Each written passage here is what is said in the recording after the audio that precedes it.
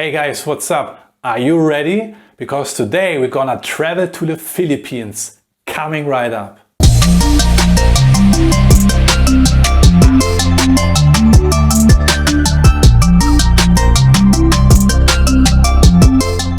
About 3 years ago, I reached a point in my life and my career where I actually did not want to work as an executive chef any longer. Up until this point, I have really traveled the world. Since 1998, I was basically on the road.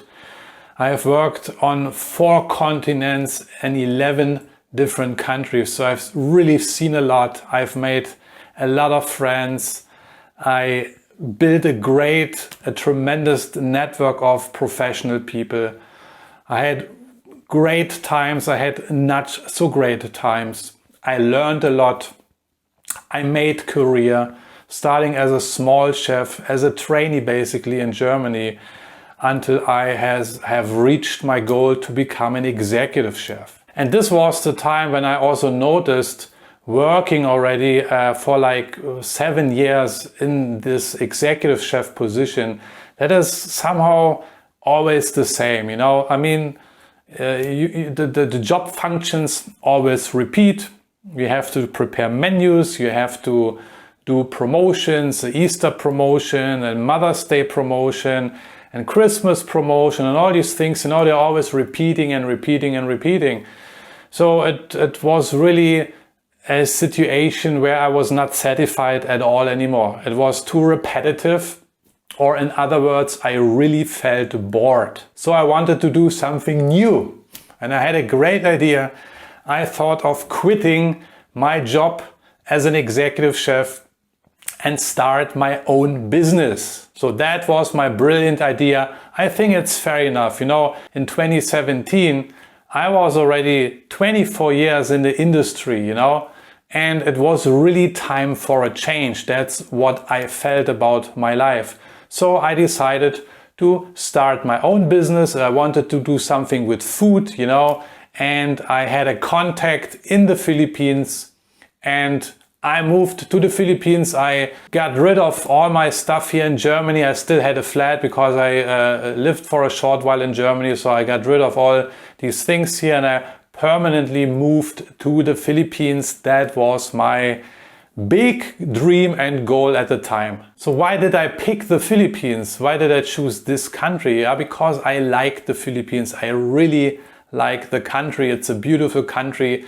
And from working in Southeast Asia for many years, especially from my time in Hong Kong, I made a lot of Filipino friends because we have many Filipino people working in Hong Kong. So my first time visit to the Philippines happened already in 2006, right after I basically arrived in Asia. So I knew the country already and I was traveling every few years. I visited the Philippines, visited some friends, you know, and they showed me around. We traveled together. So that was a really something nice to get introduced to this country, to the culture, to the food and also to the people. So I kind of fell in love with the country because it is really a stunning country. It is so beautiful.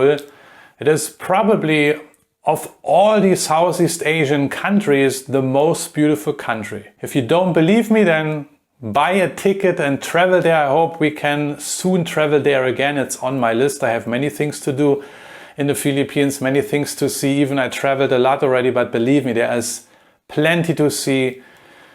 And I will talk about this a little bit later, yeah. So I can recommend a few places which you should visit. But I fell in love with this country and beaches and the people, I would say. These are the 2 main top assets. If somebody would ask me, hey Marcel, give me the 2 top assets of the Philippines, is definitely number 1, the people, of course, and the beaches and the sea. It's an island country with over 7,000 islands, and you have plenty of beach and other magnificent things to visit and to see. So to make a long story short here, the business I wanted to start failed.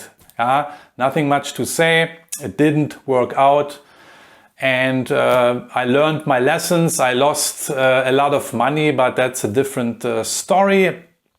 Anyway, since I was in the Philippines and I made myself very comfortable, I rented an apartment and everything, so I need to kind of finance my lifestyle, I didn't have a job, I didn't have a business, I had no income, so I was thinking what to do. I didn't want to go back into the hotel, as I mentioned earlier, I was kind of done with working as an executive chef. Even it was, I had great times, but you reach a point where it's not enough anymore. You need to change. And that was what I wanted to do.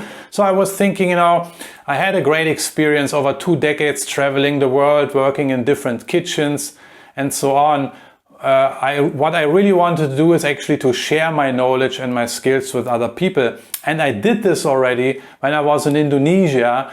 I approached these culinary colleges there and asked them really, just like that, if I can help them to teach their students, because I want to just share my knowledge. People asked me, the teachers and the principals, they asked me, so Marcel, why do you want to do that? You have a job there in this hotel, you earn money. I said, it's not for the money. It's just for giving back and to support young, ambitious and inspired people, to help them on their way to make career. And so this is what I did in the Philippines. I looked up the culinary schools in Manila, because I was living in Manila at the time, and I approached 10 different culinary schools. I looked them up online and I wrote my email and I did my pitch, so to speak. And there were maybe a couple or maybe 3 culinary schools who actually responded positively. But there was one particular college which approached me. That was the Endoran College in Manila, and they were really interested to work with me, and I was really happy. Finally, I can become a culinary lecturer. And so I met with the people from the college, and it turned out they didn't have a position available at the college, but they were working together with a foundation, the Tuloy Foundation in Alabang, which is a place close to Manila. And this is how I got in touch with the people over there. The Tuloy Foundation is a very famous foundation in the Philippines. They take care of the poorest of the poorest street children ranging from the age, I would say, between 5-6 years old until up to 18, 19, 20 years. So the Tuloy Foundation is a charitable organization which needs a lot of donors and supporters, and they are accommodating hundreds of kids, I think 300, 400, even 500 kids in their facilities. And they get shelter, they get food, and also they get, most importantly, education. And this is all for free. So the Tuloy Foundation relies on the donations of other people. And I was very, very fortunate to become a lecturer at this facility at the Tuloy Foundation. So I talked to the founder, who is Father Rocky at the time. I think he is still in charge today, and we had a great conversation, and we noticed that both of our visions somehow match. My vision was, his vision was very clear, to provide these street children, the poorest of the Philippines, and the Philippines is a very poor country, unfortunately, still today, to provide these children with a future, with an education, and with the opportunities and tools they need in order to progress in their lives. And that was also my mission. That was my intention at the time. I wanted to do something very, very similar. It was now time for me to pay back. And luckily and very unfortunately, Father Rocky and my vision really matched. And he was happy that I showed up, and he offered me the job, and then I started to teach. That was a really touching experience, not because of the teaching itself. I've done that before. And as a chef in a hotel, for example, you're always teaching every day. If you do trainings with your staff, or if you do briefings or meetings, I always incorporate and try to incorporate also some teachings into my briefing. So I was used to it. I was used to lecture in front of people. But the Philippine case was special because, in front of me there were sitting like 15 or 20, mostly girls and a few boys. And it was really, really touching to hear their stories. On my first day, I remember I wanted to introduce myself, and also I wanted to get them know a little bit better. So I asked them for their name and asked them if they could share their story in 2 minutes, where they're coming from, why they're here, and this and things like that. So that was really a very touching experience to hear these different, mostly very, very sad stories, because the kids are there, because the parents are simply not able to take care of these children because of financial reasons. I think some of the kids are also orphans, but nevertheless, that's the sad story. But the very, very positive thing, and what really impacted me during the short time I was there, is the spirit of these young people, these young children, the sheer motivation, the spirit and the initiative. This is something I have never experienced and witnessed before.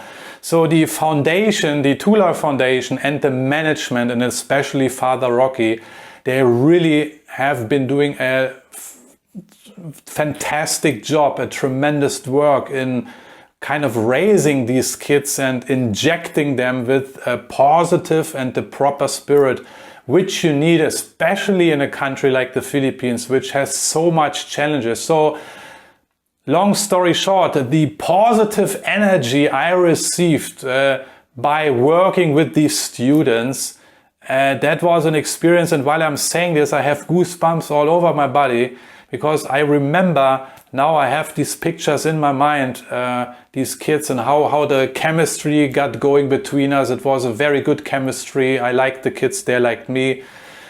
And that was an experience I will never forget my entire life. Besides of the teaching factor, I was teaching culinary stuff and things like that, and that was a lot of fun. That's what I wanted to do. But the human interaction and also the things I learned from these kids when it comes to lessons of life or lessons for life, this is something I will never forget. And it happened that the time came when I had to say goodbye finally to my teaching job in the Philippines and the lecturer job at the Tuloy Foundation. And it was really, really an emotional moment when I had to say goodbye, and the kids prepared gifts for me. Actually, they prepared little written notes, and they prepared some pictures, and they assembled everything together.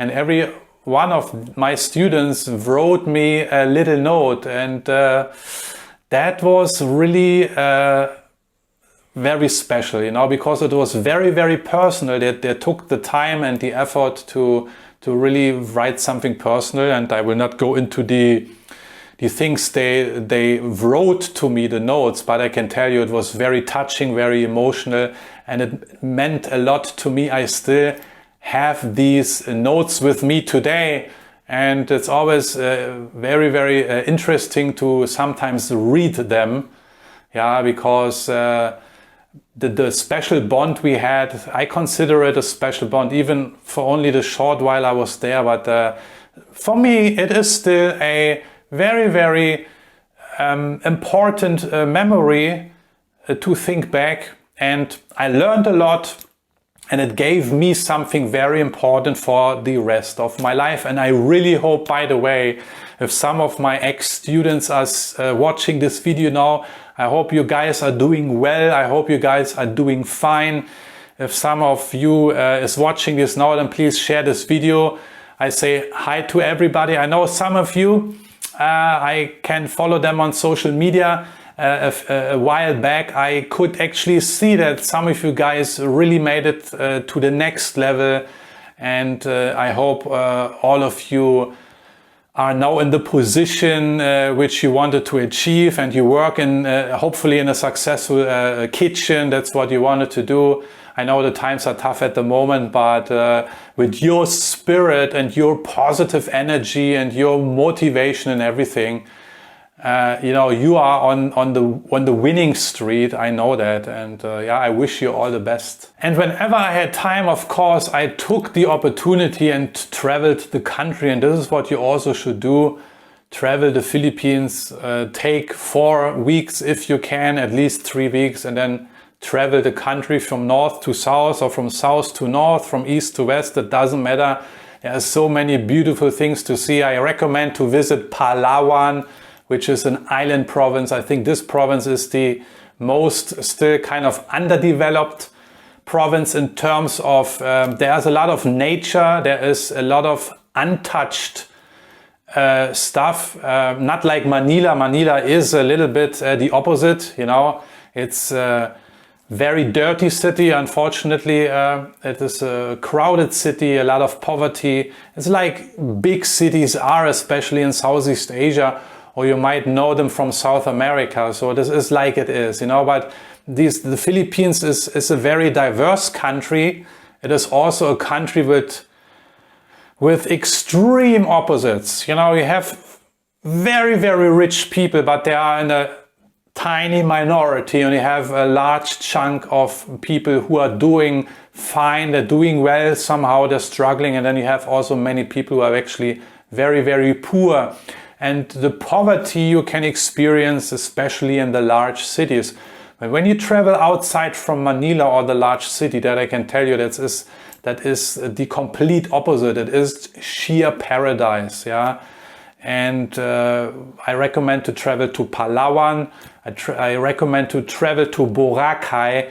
But I have to say that Boracay is now, I think, open again. It is an island, a small island in the Visayas in the Philippines. But it used to be one of the most beautiful islands in the entire world. I'm not lying here. I'm not making this up. I visited Boracay twice. Then something really terrible happened, and probably of too much tourists, the island got more polluted, a lot of waste, and at the end, like a few years ago, they had to close the island. I never heard that before, that the government had to close a tourist destination because of the pollution and the dirt and the waste and everything. So, and they cleaned it up for 1 or 2 years, and I think they reopened it like last year or the year before. I mean, now everything is different anyway, but you know, there are plenty of beautiful places I just mentioned too. Since the Philippines is an island country, of course, you get around mostly by air travel. The air travel used to be very cheap. I don't know how it is now. You know, we have this difficult situation at the moment, and also the Philippines are kind of struggling.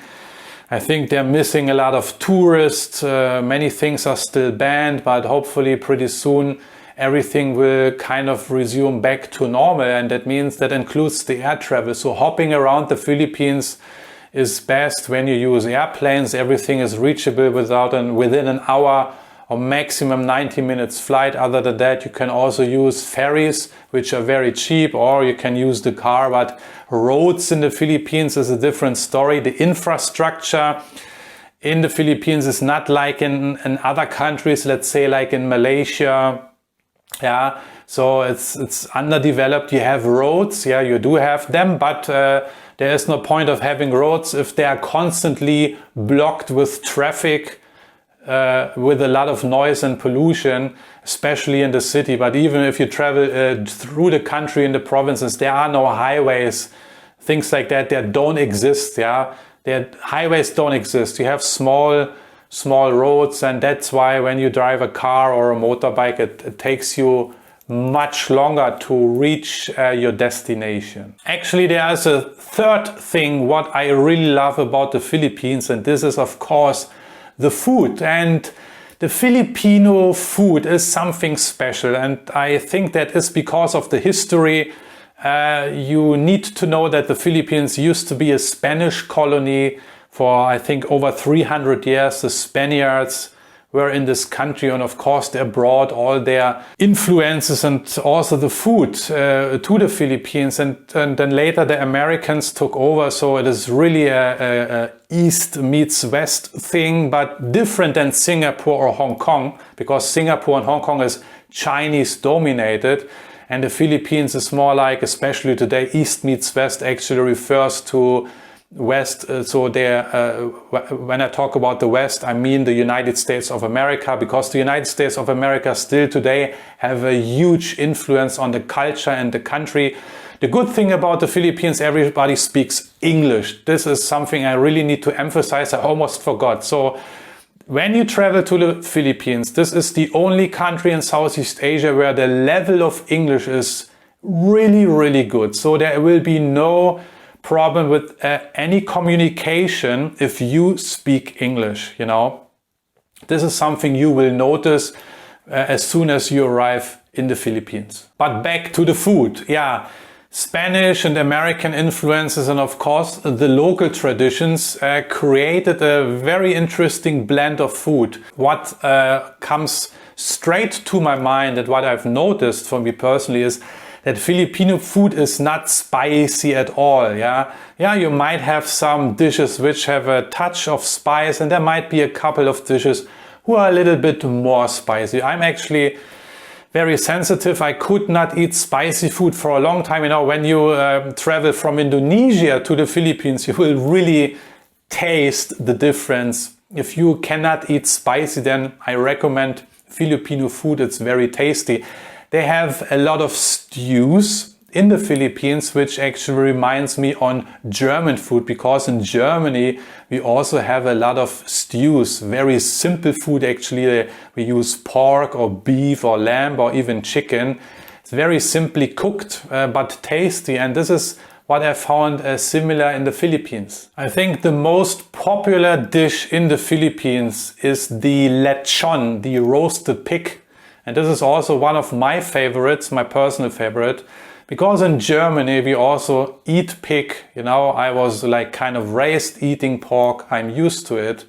Even today I reduced my meat consumption tremendously, but in the Philippines it is always a special occasion when they pull out the lechon. I remember I was invited once many years ago by the mayor of a small town in Mindanao, and he invited me and my friend over to a house party, and everybody was there. The family, the mayor's family was there, and that means in the Philippines a lot of people, you know, not only 10 or 20. When I say a family, then you know, you have to know Southeast Asian families are very big, you know, so everybody is hopping around, aunties and uncles and cousins and nieces and nephews. The age ranges from 1 year old to, I don't know, 80, 85. So everybody is there, and this is always an occasion to roast the pig, the lechon. I like it. I like the crispy skin and everything. That's a very, very famous dish. Another very famous dish in the Philippines, which I also love to eat, is the adobo, which can be made of chicken, pork and other things, and it is usually prepared with vinegar, garlic and soy sauce. This is really a very, very yummy dish, which I absolutely recommend to everybody to eat and to try in the Philippines. And then my personal favorite is a soup actually. It's the Sinigang. I think some people call it a stew, but I actually know it as a soup, you know, as very sourish, kind of sourish soup. So it's prepared with tamarind, and you can use fish and other ingredients, also meat ingredients, meat items, but that's one of my personal favorite, the Sinigang. So if you don't know where to head for your next vacation, then I herewith highly recommend to visit the Philippines if your budget allows it. I think the most expensive thing you pay for this trip would be the flight, depending from where you arrive, from Europe or from America. But traveling within the country can be relatively cheap if you travel on a budget. You know, transportation is cheap, the food is cheap, and accommodation is relatively affordable as well. And what you will see and experience will just blow you away. The country is beautiful. It's worth a visit, or 2 visits, or even 3 visits. Even for me, I think the Philippines is the country I visited most in Southeast Asia. But there are many more trips I need to make, but because I only have seen a fraction. There are also many retirees in the Philippines, especially from the United States, but also the Philippines is popular with German people or with European people in general. Since I have lived there for about 6 months, I don't know if I would really retire in the Philippines. That is for like personal reasons. Everybody has to look at this matter for themselves. You know, you have to decide for yourself. But for me personally, I would probably hesitate because, you know, from the outside, everything looks so nice, you know, and you look at these pictures, the beauty of the nature and the beaches and everything, and people underestimate the life in the Philippines. The life in the Philippines is a tough life. Even you have money, you know, I know many retirees who just blew their money away. They took it too easy. They think, I'm gonna take my retirement and I move to the Philippines and I'm having a good time for the rest of my life. So you have to be very careful that you don't burn your money away within the next 1 or 2 years. And it happened to many expatriates who made that mistake. The Philippines, I can tell you from my own experience, things cost money in the Philippines. If you visit a supermarket, let's say a big supermarket chain, I forgot the name, one of the biggest supermarket chains, when you go inside, you will be very surprised how much things actually cost. And if I compare these prices, which I have experienced in the Philippines, and it didn't matter I was in Manila or I was in the province very far away from the capital, the prices in these large grocery stores are higher than in Germany. This is something I did not understand, and this is what I was really wondering about, and I was asking myself, I mean, how can these people afford to live here? And other things, you know, apartments and housing, yeah, you can get a very affordable deal, but you have to be aware that you most likely have no hot running water in your apartment, and you also have to be aware of the fact that there might be no air conditioning, you know.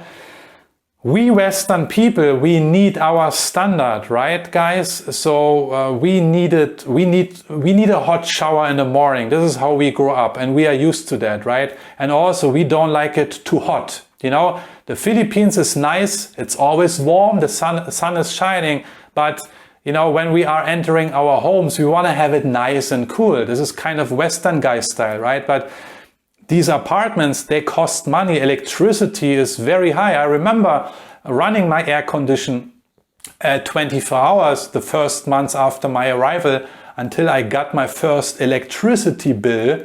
And I was so shocked that I really had to manage my consumption. So I also had to look after my money, and everything costs extra. That's why in the Philippines, the members of the family, most of them, they still live under one roof because they cannot afford to live in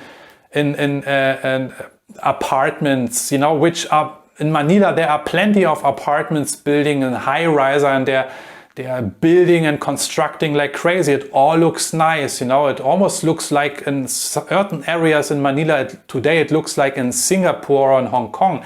But these apartments, these condos, they cost money. Then you want to have some security also. So at the end of the day, you end up paying like $1,000 US, 1,500, even $2,000 US per month's rent, depending on the district you live. And as a Western guy, you know, you want to have your standard. You want to have it clean, safe, and nice. Yeah, that all adds up, and this is what is driving the cost so high. But of course, if you are a budget traveler and you have not low standards, but if you are kind of a minimalist, you know, if you have minimalist thinking, then of course you can save a lot of money. And especially when you travel, you know, you don't need to stay in a 5-star hotel. You can Airbnb, or if you have friends, or I don't know what, you get to know some people, they can advise you maybe you can sleep there or there, so you can really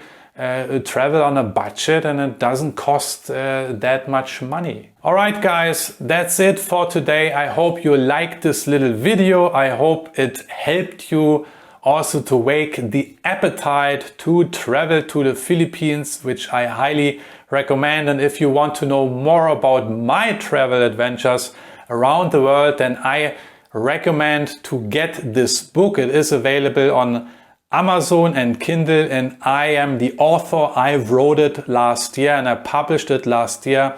Go get it if you want to become a better and more professional chef, because this book is not only also filled with a lot of travel adventures, but also with a lot of tips, tricks and other tools if you really want to become a better chef. Please also don't forget to check out my Udemy online course. The link is in the description.